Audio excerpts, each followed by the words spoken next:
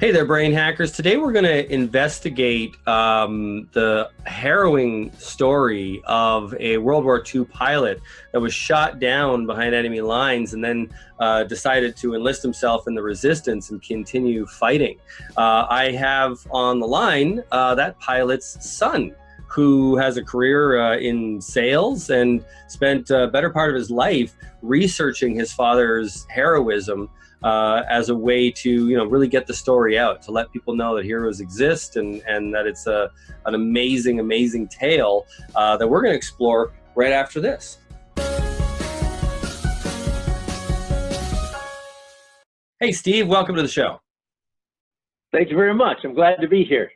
Awesome. So you're Steve Snyder. You're a speaker. You're an author. You're very successful in your own right.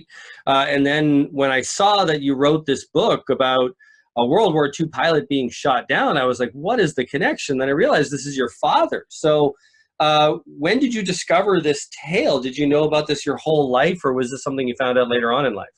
Well, I knew the basics of my dad's World War II history growing up. I knew he was a B-17 pilot. He was stationed with the 8th Air Force in England.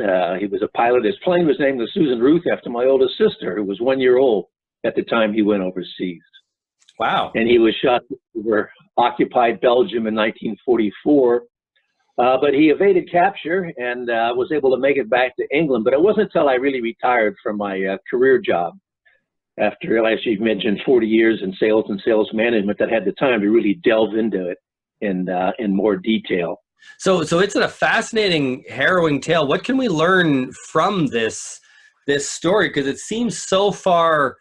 I mean, in today's day and age, we have people who say that they're traumatized because somebody posted something on Facebook. How can we even relate to a human being who willingly went back into battle again and again for what? For patriotism, to punch a Nazi? What was it?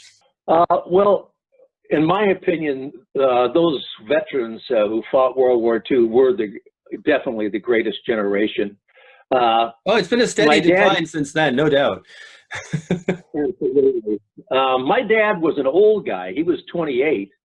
But most of those guys who flew in the 8th Air Force, flew combat missions, were in their late teens and early 20s.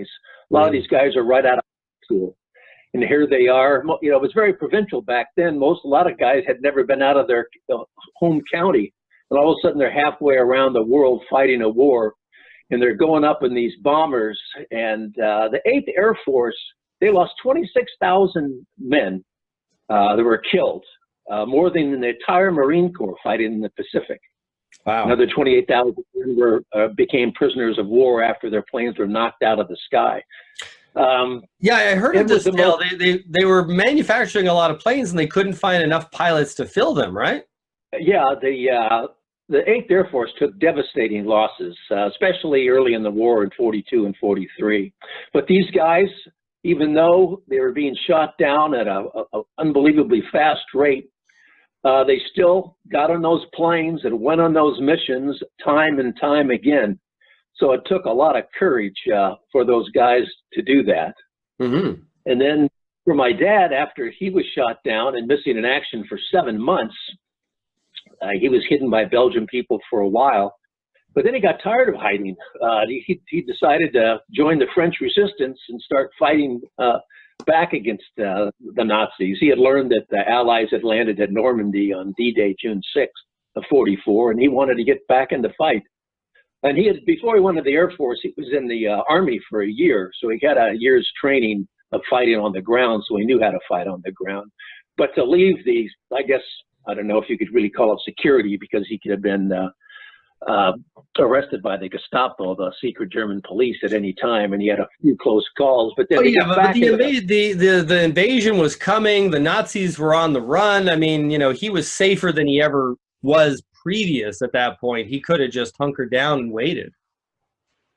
Absolutely, because like you say, the Germans were retreating back east, trying to get away from the invading the Allied troops, and he could have just waited until they came and then safely gotten back to England, but he risked his life fighting. Not only did he risk his life because he could have been shot during the fighting, But if the Nazis had captured him, they would have shot him right on the spot. Mm.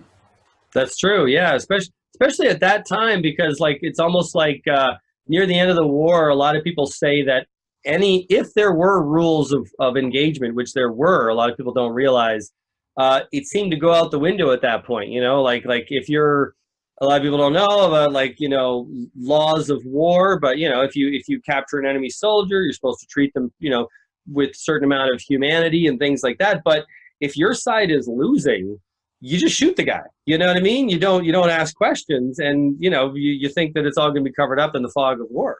So he was taking a tremendous risk at that point. Absolutely, absolutely. All right. So what did you learn the most? A lot of people want to delve into their history, their personal family history. How did that change your life? What did you learn the most about your family and yourself? Well, you know, growing up, I have two sisters, Susan Ruth, who my oldest sister, who my dad named his plane after, and then my other sister, Nancy. She was born while he was missing in action. So that was really tough on my mom. But growing up, we always considered and kind of compared our dad to John Wayne and James Arness, who was the star of the series Gunsmoke. He was a big guy. He was 6'3", a real rugged guy, no nonsense guy. And I think, you know, that image that we got of him growing up, I guess that was really his image, to be able to do that during the war, because he was a tough guy. But until I really studied this a lot and learned more, I didn't realize, you know, really how brave and courageous he was to do all that. Did he pass away in the war, or did he make it back? Oh no! 7 months after being shot down, he heard that there were U.S. armies in a nearby village of Trelon, France. It happened to be this element of Patton's Third Army had come up through France after D-Day, and so he went into the town square, went up to an army major, identified himself, and then he got back to England, and then they sent him back to the U.S. to become a flight instructor. He wasn't the last crew member to die, but he was the oldest at 91. He died in 2007. That's before I ever decided to write a book. Oh, okay. Yeah, you know, it's amazing. A lot of people go through their life and they don't think about family as much until it's over, until it's too late, you know. And then when your parents pass, you think of, hey, what is my heritage? What is my, you know, what is the past? I think when you're young, you're so focused on the future, you don't even think of these things. How did it change? Are you a father? Does it change how you see your family? Yeah, I'm a father of 3 sons, and I've taken them back to Belgium. I've been to Belgium several times during research, because my dad and the plane came down just right at the French-Belgium border. In fact, I'm going back for, like, I think it's the 6th time next year for the 75th anniversary, which are wonderful events. But I've taken them over there, and they've learned the story and really become attached to it, and to find out, you know, what their grandfather did so many years ago. So it's made a big impact on them, and I'm really happy that they are interested. Because like you say, when you're young, you're doing your own thing. You're really not into this until you get older. Mm-hmm. And you mentioned I speak a lot, and I go to air shows all over the United States signing copies of my book, and I run into so many people, the vast majority of the people, in fact, that they know very little about their veteran, whether it's their father, an uncle, or a cousin, because they didn't ask questions. Their vet died before they really realized that this was important, and they would like to know more. And that's gratifying for me, because a lot of people find out what their veteran went through if they're in the 8th Air Force by reading my book. Because not only do I tell the story of my dad, but the book talks about what life was like on the base, what life was fighting combat was like, and they get a little idea of what their veteran went through.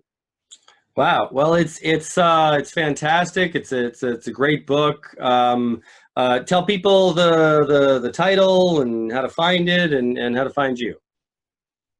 Okay.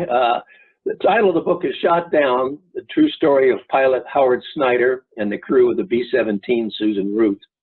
And it goes into detail about what happened to each member of the crew, just not my dad. 5 of them made it back, but 5 of them didn't. You can really get the book anywhere books are sold. Most people go on Amazon. If someone wants a signed copy, they can go to my website, which is stevesnyderauthor.com.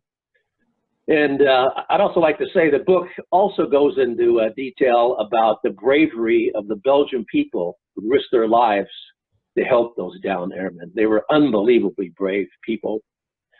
And probably the most surprising, it's not really talked about it as much, and it's almost like, I mean, you know, today it just amazes me how people are almost whitewashing history, talking about Nazism and socialism as opposites and things like that, and just kind of twisting so many things that I grew up. I grew up with a vet in my family as well. He's a great uncle, and really showed me what they were really fighting for.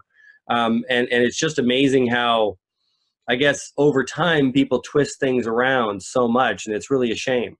What would be the biggest message you'd like to let people know? What would you like people to know the most to learn the most from your book?